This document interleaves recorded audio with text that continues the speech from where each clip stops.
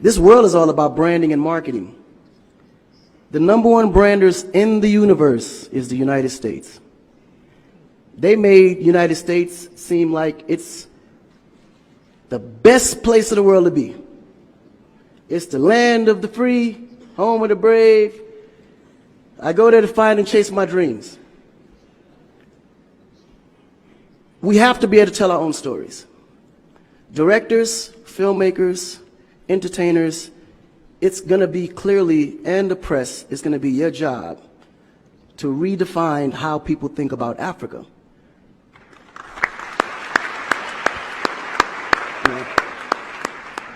Because you're here, you see what's going on. You clearly can see in a vivid picture the good, the bad, and the ugly. What you choose to put out there is what the world is going to get. Because I can tell you right now, in Chicago alone, there's more people dying in Chicago than there was in the war in Iraq.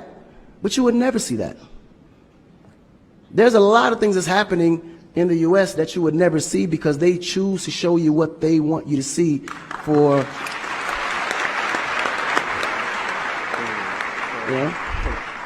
It's about country integrity. You have a certain reputation you have to keep. No one puts their family business out into the street.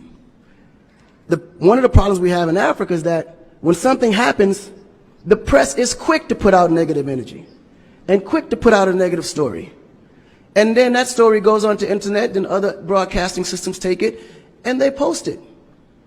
So when you look at places like Kenya, for instance, that I know of, maybe 2 terrorist attacks, but it was everywhere. So now people was afraid to go to Kenya because somebody shot up the mall. But then when you look online, there was over 25,000 attacks in the U.S., but you only knew about maybe 5 or 6. So we have to really rebrand. And then when you look at how the world perceives Africa, they're right. You know, you see zebras, lions, tigers, bears. Oh my. You get to the point where you think Africa's just a big jungle. The images that they're showing of Africa is historical images. This is way before civilization. This is when they were still, battling with spears, like times of Shaka Zulu. No, I'm serious. But then when you look at the U.S., they're showing Superman, Batman,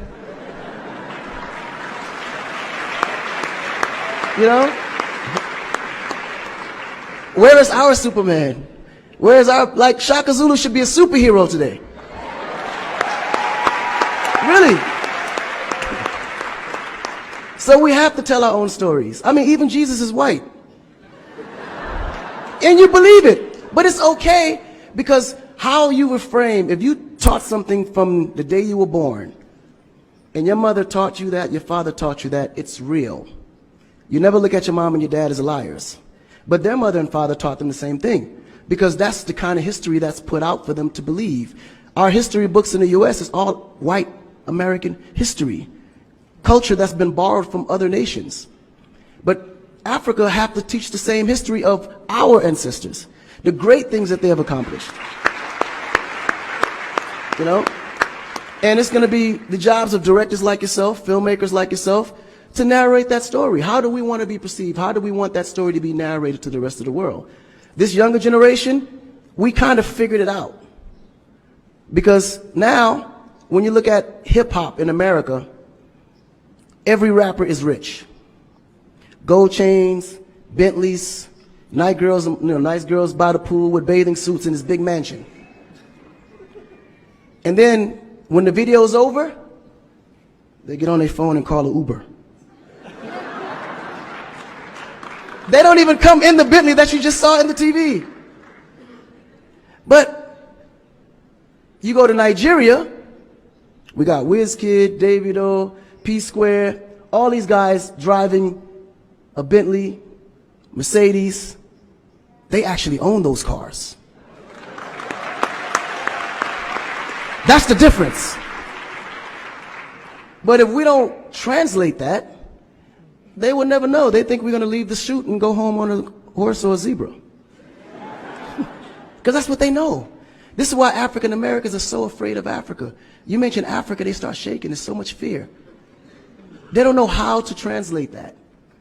It was just recent that people are now saying, yeah, man, you know what? I rock with Africans, man. You know what I'm saying? I want to do some collaborations, man.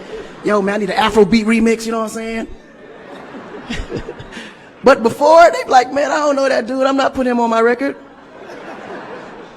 So the younger generation is slowly understanding how you have to rebrand the culture, because the culture has adapted.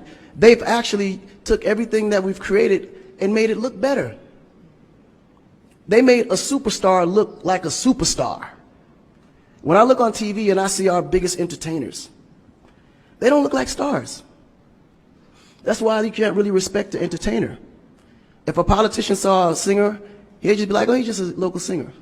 But if he go to that local singer's performance, he may sell out the stadium because he has a huge influence, but the image is not there. So we have to take the image as a huge accountability for ourselves and realize that Africa really does have a reputation.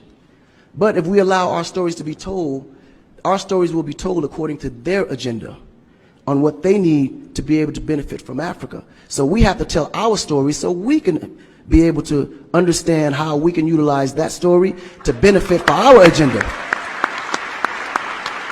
You know?